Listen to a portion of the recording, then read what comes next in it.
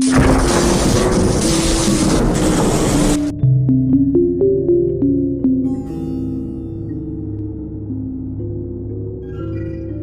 abnormal Helloween. In the small remote town of Elms Hollow, Halloween had always been a celebrated holiday, but there was one rule that everyone obeyed without question. No one went near the old Devlin mansion on the hill. The townsfolk spoke in hushed whispers about the place, claiming it was cursed. For over a century, eerie lights flickered from its windows every Halloween night, despite the fact that it had been abandoned since the late 1800s. The Devlin family was rumored to have practiced occult rituals, drawing evil spirits into the home that never left. Town records even had documented sightings of ghostly figures at the mansion's windows, shadowy figures lurking in the dark. Anyone who dared to enter was haunted by nightmares, visions, and eventually would disappear without a trace. This Halloween, however, a group of teenagers decided to explore the house. Just a quick trip inside for the thrill, they told each other. Emma, the bravest among them, led the group, eager to break the town's longest-held taboo. The moment they crossed the gate, the air turned frigid, and a thick fog rolled over the ground, swallowing their footsteps. The mansion loomed above them, its once grand structure crumbling, with shattered windows like empty, haunted eyes staring down at them. They pushed open the heavy, rotting doors, and the scent of decay filled their nostrils. Inside, the house felt like it was alive. The floors creaked, doors opened on their own, and shadows seemed to watch their every move. They began to see visions of the past, gatherings of people dressed in Victorian clothing, chanting in foreign languages, candles flickering in unnatural colors, and children with hollow eyes standing in the hallways. At one point, they stumbled upon an old journal belonging to Elizabeth Devlin, the last surviving member of the family. The entries spoke of the family's rituals meant to summon entities beyond the human realm. Elizabeth wrote of her family's pact with a powerful demon, an entity known as Azrael. It granted them power, wealth, and influence, but only at a horrifying cost. Each year, on Halloween, a soul would be required as payment. The journal's last entry was dated October 31st, 1898, describing her failed attempt to flee the curse. Elizabeth's final words read, "They're coming for me. The shadows, they're everywhere." Suddenly, the teenagers realized they weren't alone. They felt icy hands grip their arms, shadows whispering their names, and a deep guttural laughter echoed through the mansion. One by one, they saw their own faces in mirrors, but the reflections weren't them. They were twisted, older, with lifeless, haunted eyes. Emma's scream shattered the silence as she was dragged into the darkness. The remaining teenagers scattered, but the house seemed to trap them in an endless maze of rooms. Every door led them deeper, revealing more of the mansion's dark secrets and twisted memories. By morning, the mansion was silent again. No one ever saw the teenagers again, but that Halloween marked the beginning of a terrifying new legend in Elms Hollow. As the remaining teenagers tried to escape, they realized the mansion seemed to warp around them, twisting hallways and rearranging rooms. Sam, the quietest of the group, stumbled into a room lined with dusty mirrors, each cracked or covered in grime. The mirrors reflected not only his pale, frightened face, but also the ghostly figures of the Devlin family standing behind him, their eyes hollow, mouths twisted into sinister grins. Sam bolted, but each room only led him back to another mirror, each showing a different, horrific vision of himself. Older, hunched over, and his eyes void of life. It was as if the house was showing him his future. In the reflection, he saw Emma's face, her eyes wide with terror, as though she was trying to speak, but no sound escaped her lips. Meanwhile, Lucy and Marcus, the other two teenagers, clung to each other, wandering aimlessly through the seemingly endless corridors. They came upon a ballroom with a grand chandelier that appeared to be dripping wax, though on closer inspection they realized it was congealed blood. The floor was covered in a thin layer of dust, except for a circular pattern worn into the ground, as if people had once marched there. And just as the realization hit, they heard faint music playing from an old gramophone in the corner. It was an eerie, old-fashioned tune, the type played in mourning ceremonies, and the two realized that the figures in the shadows around them were moving, swaying in time with the music. As they tried to leave, the shadows began to form into semi-solid shapes, pale and translucent, their faces twisted in torment. Lucy screamed as one of the figures reached out and grazed her arm with a hand colder than ice, leaving a burn mark in the shape of a handprint. Desperate, Marcus grabbed her and pulled her into another room, slamming the door shut behind them. They were back in the hallway, but now it was different. It felt alive. The wallpaper seemed to writhe, the floral patterns twisting into distorted, shrieking faces that seemed to be watching them. It was then that they heard Emma's voice, distant, faint, calling their names from somewhere below. Against their instincts, they followed the voice, descending a narrow spiral staircase that seemed to go on forever. The walls became narrower, pressing against them. The air grew thick with a sulphurous stench, and Lucy began to feel dizzy. Finally, they reached the basement, a dark, damp stone chamber lit only by the faint glow of strange symbols painted on the walls in dried blood. In the center of the room was Emma, standing perfectly still, her back turned to them. She wore a vacant expression, her body swaying slightly. Lucy and Marcus approached her cautiously, their footsteps echoing in the damp room. "Emma?" Marcus whispered, but as he reached out to touch her shoulder, she turned, revealing a face contorted in pain, eyes black and hollow. Her voice was not her own, but a distorted, guttural echo. "The price must be paid. You came here willingly." Her hand shot out, grabbing Marcus's wrist with a strength he hadn't thought possible, as if something else was inside her, using her as a vessel. Lucy screamed as shadows began creeping out from the walls, forming figures who surrounded them, blocking any path to escape. Suddenly they heard footsteps. Someone was descending the stairs. It was Sam, but he looked different, gaunt and pale, as though he'd aged overnight. He mumbled incoherently, his eyes wide with horror. They showed me what's going to happen to us." He staggered toward them, collapsing onto the floor, his face ashen. "We're trapped. They won't let us leave. They want to take our souls, to feed on our fears." Just then, a booming voice echoed through the chamber, shaking the walls. "You cannot escape what you've awakened." It was the voice of Azrael, the demon bound to the Devlin family. Lucy felt an unbearable coldness wrap around her, seeping into her bones. She realized, too late, that they'd become part of the mansion's curse.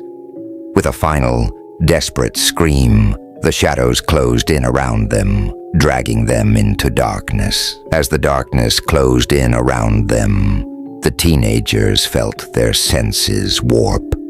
The air was thick and heavy, making it hard to breathe, and the echo of the demon's voice, "You cannot escape what you've awakened," still rang in their ears.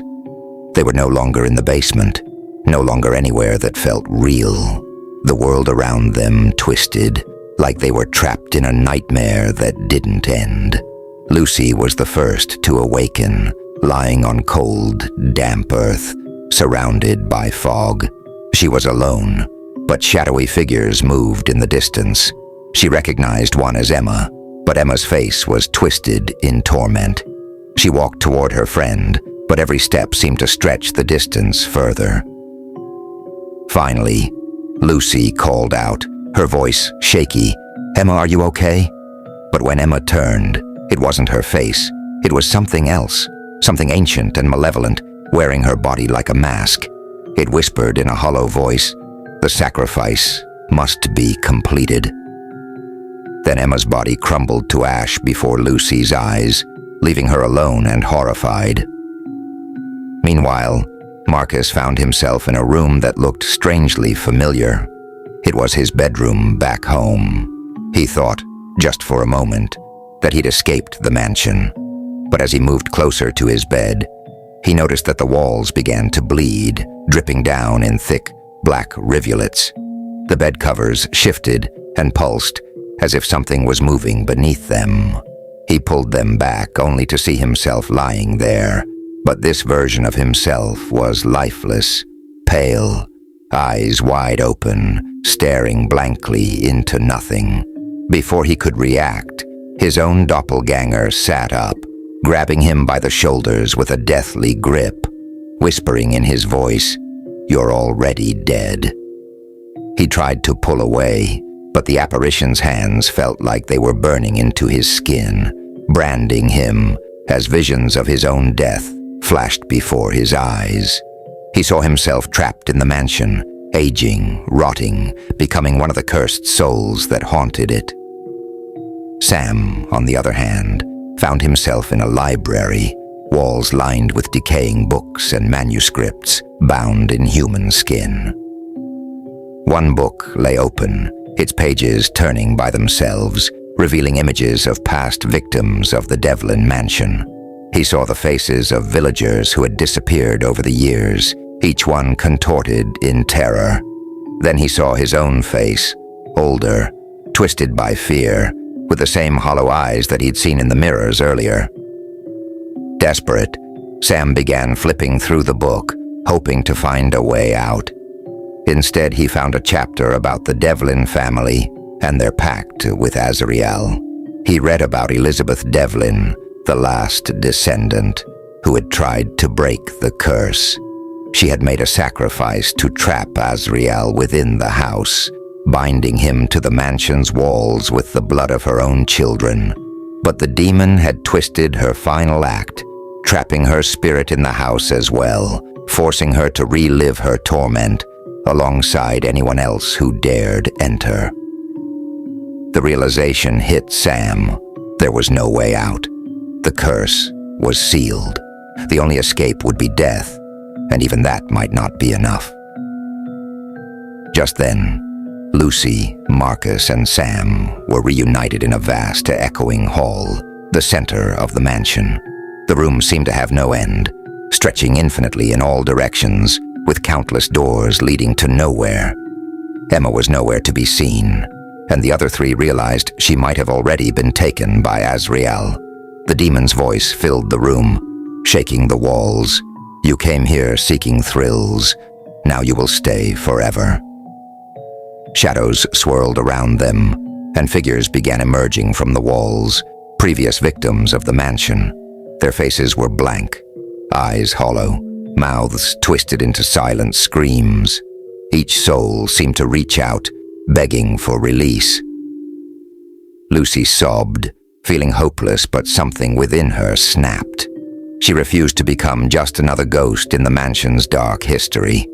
In a desperate attempt, she grabbed Sam and Marcus, pleading, "There has to be a way out. If Elizabeth tried, maybe we can try too." But Marcus looked defeated. "It's too late. Look around us. The mansion is alive. It's not just a house. It's a prison for souls." Then they saw her, a spectral form of Elizabeth Devlin, standing at the far end of the hall. She looked upon them with pity and sorrow, her eyes filled with remorse. Elizabeth raised a hand, beckoning them to follow her. Without any other choice, they moved toward her, weaving through the spectral figures that reached out for them. Elizabeth led them to a hidden door at the end of the hall, carved with symbols of protection and ancient scripts. In a soft, wavering voice, she spoke, "I failed to break the curse, but maybe you can. Take my place. Offer yourselves willingly, and Azrael's hold on this house may weaken. It's the only way." Lucy realized the horror of what she was saying.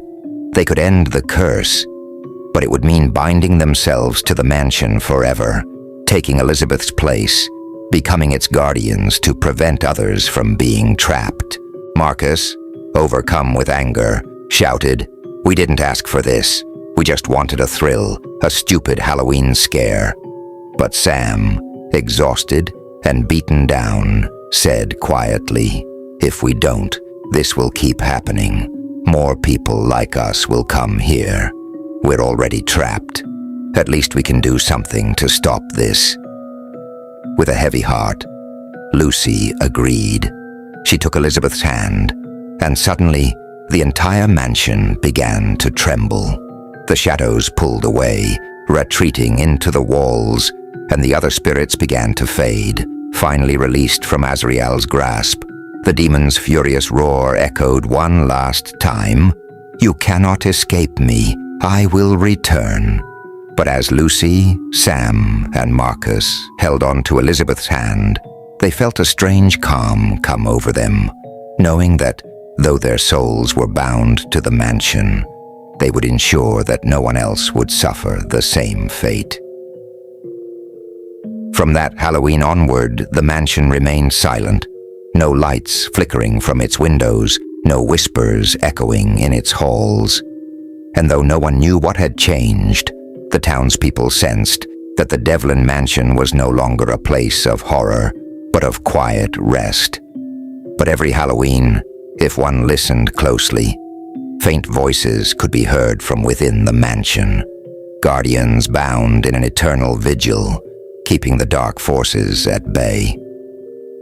Years passed since the disappearance of Lucy, Sam, Marcus, and Emma, but the mansion remained eerily silent. The townspeople, though still cautious, felt a strange peace settle over Elm's Hollow. The curse seemed to be broken, yet whispers persisted that the house wasn't completely at rest. On Halloween night a decade later, the town's youngest generation began hearing ghostly stories about the old Devlin mansion. With the passing of time, memories faded and curiosity resurfaced. They heard tales of 4 figures seen pacing near the windows, as though on an endless watch. Some claimed that if you listened closely, you'd hear faint voices, a chorus of pleas urging people to stay away, warnings not to break the silence. The townsfolk, especially the elderly, felt uneasy. Strange things started happening around Halloween each year, signs that the spirits within the mansion were still at work. Lights flickered in town, shadows lingered just a little too long, and every year some mysterious force compelled the people to look toward the mansion, as if something was beckoning them. One evening, a young girl named Amelia, whose curiosity knew no bounds, heard the old stories and decided to see the mansion for herself. She was drawn to it like a magnet, and despite her parents' warnings, she sneaked out on Halloween night to visit the hill. As she approached, she felt a shiver down her spine. Shadows began swirling around her, and she heard whispers echoing in her mind, warning her to turn back. But her fascination only grew stronger. Inside, Lucy, Sam, and Marcus sensed her presence. As guardians, they had become part of the mansion itself, bound to protect it and all who might enter. They no longer looked like themselves.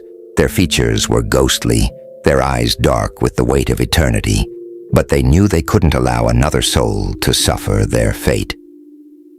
Through the mist, Amelia saw 3 figures at the mansion's entrance.